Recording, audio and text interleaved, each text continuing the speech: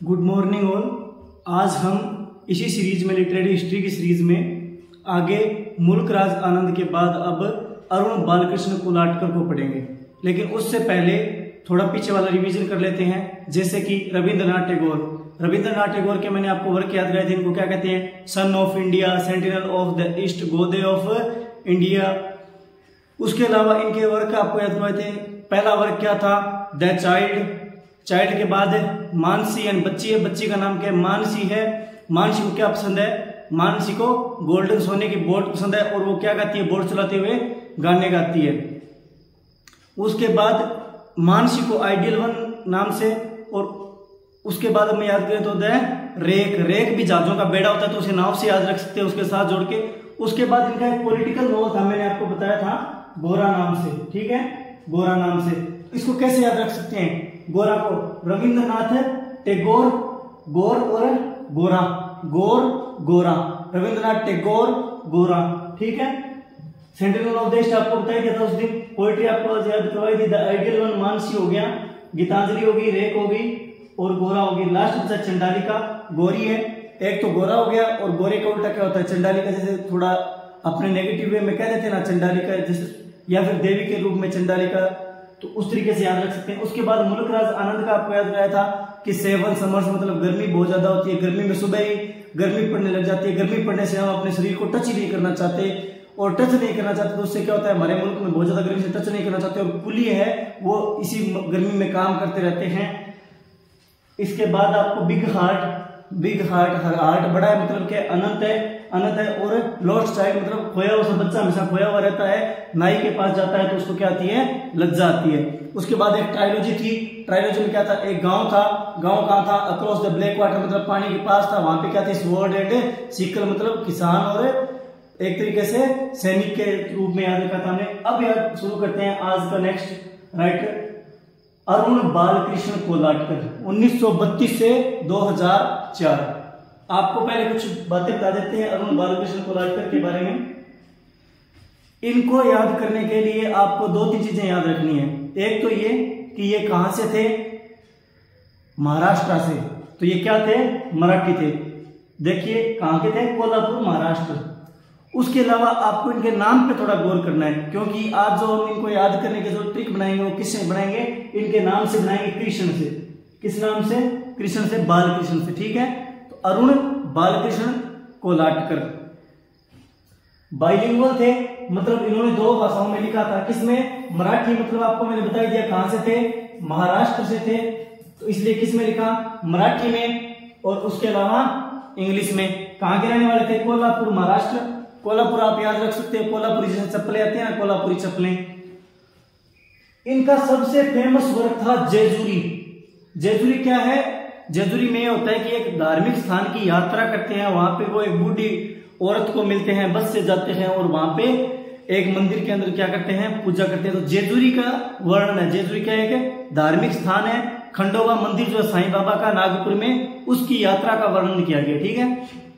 देखिए जेजुरी कब पब्लिश हुई थी? 1976 में। कॉमनवेल्थ पोएट्री अवार्ड कब मिला था इसको? 1977 में। ये कब का टाइम पीरियड आप इस तरीके से याद रख सकते हो? 1977 मतलब ये कब का पीरियड है? जब इंदिरा गांधी की सरकार गई थी और आपातकाल खत्म हुआ, तो उसके बाद किसकी सरकार आई थी? मोरारजी देसाई। तो मोरारजी देसाई से याद रख सकते हो कि 1977 में फर्स्ट नॉन कांग्रेस गवर्नमेंट आई थी ना, पहली गैर कांग्रेसी सरकार कब आई थी? 1977 में। तो इस तरीके से याद रख सकते हैं कि जिस टाइम में इंदिरा गांधी की सरकार गई और नई सरकार आई, उसी समय इनको क्या मिला था? ये अवार्ड मिला था, कॉमनवेल्थ पोएट्री अवार्ड। ये क्या है? First collection of poems in English में कविताओं का पहला संग्रह है इनका। रिलीजियस प्लेस, कौन सा धार्मिक स्थान है? खंडोबा मंदिर है। किसका मंदिर है? साईं बाबा का है। कहां पे? नागपुर में। 3 पोइम है इनमें। एक तो है the bus, an old women और चैतन्य। आप इसको ऐसे याद रख सकते हो कि बस से तो यात्रा करके ये गए। ठीक है। आगे गए तो यहाँ पे उनको मंदिर की सीढ़ियों पे क्या मिली? एक बूढ़ी सी औरत मिली। और आगे जो एक मंदिर में गए, कौन से मंदिर में? चैतन्य ए टेम्पल। ये शॉर्टेस्ट पोइम है इसकी। कौन सी? चैतन्य। मतलब the bus, an old women और चैतन्य। कैसे याद रखेंगे इसको? कृष्ण भगवान कृष्ण होते हैं, तो कृष्ण भगवान का क्या होता है मंदिर, और कृष्ण भगवान के मंदिर में यात्रा भी करने जाते हैं, तो वहां पे बूढ़ी औरत भी मिलती है, बस से यात्रा करने जाते हैं, ठीक है। उसके बाद वाइड इम्पैक्ट ऑन निसिम इज़ेकियल एंड सलमान रश्दी और Nissim Ezekiel Night of the Scorpion जो बता, ये जो है इनसे बहुत ज्यादा क्या थे, प्रभावित थे, किससे, अरुण बालकृष्ण कोलाटकर से।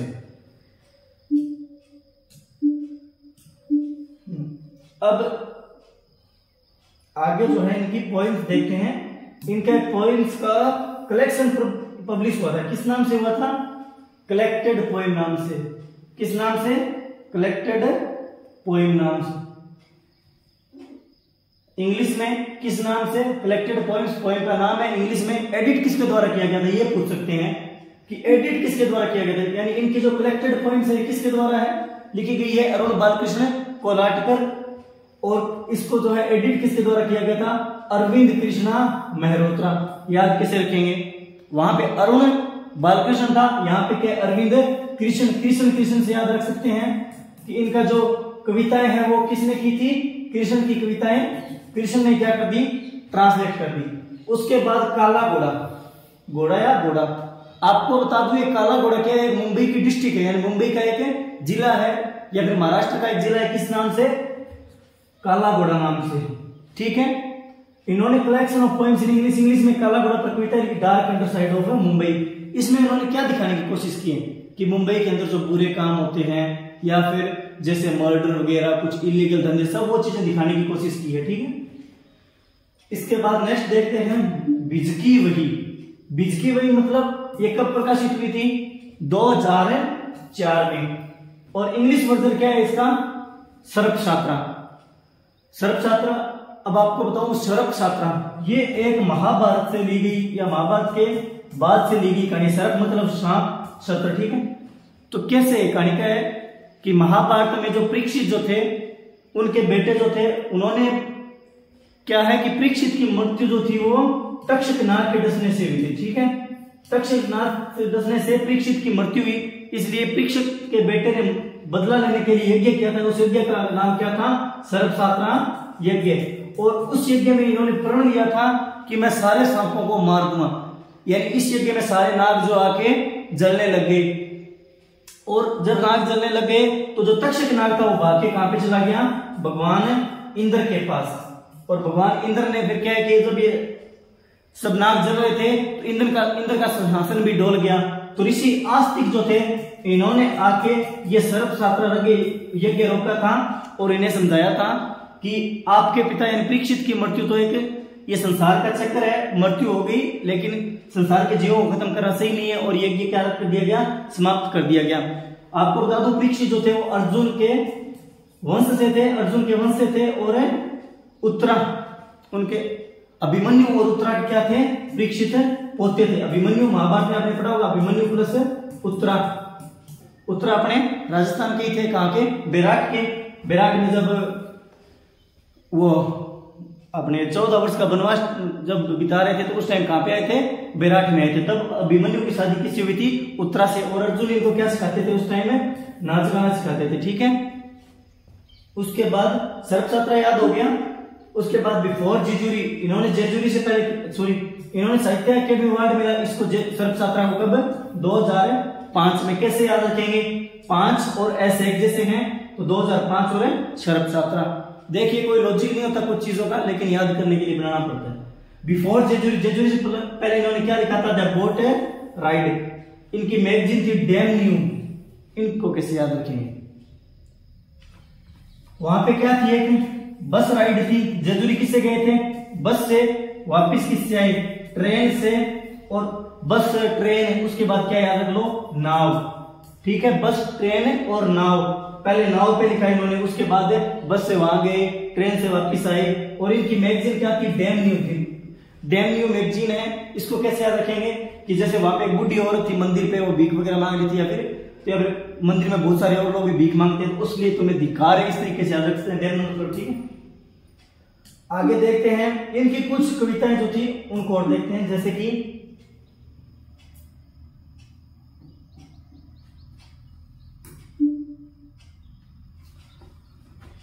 कुछ कविताएं देखी हैं, जैसे एक थी इनकी फ्यू पोएम्स, इनकी कुछ कविताएं जो थी दिलीप चित्रे की एक मैगजीन थी एंथोलॉजी ऑफ मराठी पोएट्री, इसके अंदर पब्लिश हुई थी। किसके?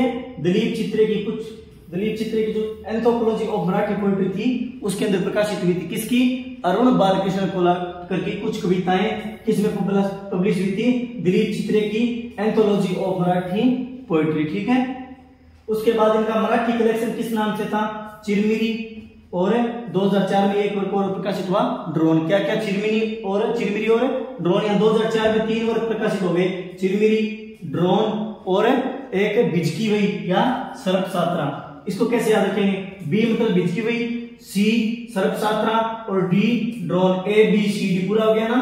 ए अरुण बालकृष्ण कोलाटकर इन्होंने लिखी क्या? बिजकी वही और 2004 में, और उसके बाद क्या लिखा? सी से चिरमिरी और डी का क्या हो गया? द्रोण।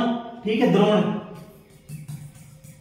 2004 में। अच्छा, अब इसको याद रखें, बिजकी हुई सर्प सात्रा को कब मिला? 2005 में। नेक्स्ट साल क्या मिल गया था? अवार्ड। उसी तरीके से उसको याद रख सकते हैं 1977 में जेजुरी को भी क्या मिल गया था? अवार्ड मिल गया था साहित्य अकेडमी, और वो प्रकाशित हुई थी 1976 में। एक साल बाद इसको ही और एक साल बाद ही इसे। ठीक है। इसके बाद his Marathi poetry was radically experimental and displayed European trends like surrealism and expressionism. Surrealism ये होता है कि वास्तविक लाइफ और इमेजिन लाइफ, वास्तविकता और जो काल्पनिकता है उसको जोड़ने का प्रयास, उससे संबंधित होता है। और एक्सप्रेशनिज्म। ठीक है। Arun is famous for humour in everyday life. निजी जिंदगी में मजाक के लिए, ह्यूमर के लिए वो बहुत ज्यादा फेमस है। 3 कप्स ऑफ टी, ये किसमें लिखी गई? बंबई हिंदी में ईरानी रेस्टोरेंट। ईरानी रेस्टोरेंट में क्या किया गया है? बंबई के अंदर या मुंबई के अंदर जो इंडियन भोजन बनता है, ईरान की कुछ कल्चर है, उसको दिखाने का प्रयास किया गया है। तो आज अब तक हमने 3 राइटर पूरे कर लिए हैं, रविंद्रनाथ टैगोर और मुल्कराज आनंद, और ये तीसरा अरुण बालकृष्ण कोलाटकर। नेक्स्ट देखते हैं अगली वीडियो में। Thank you, see you again.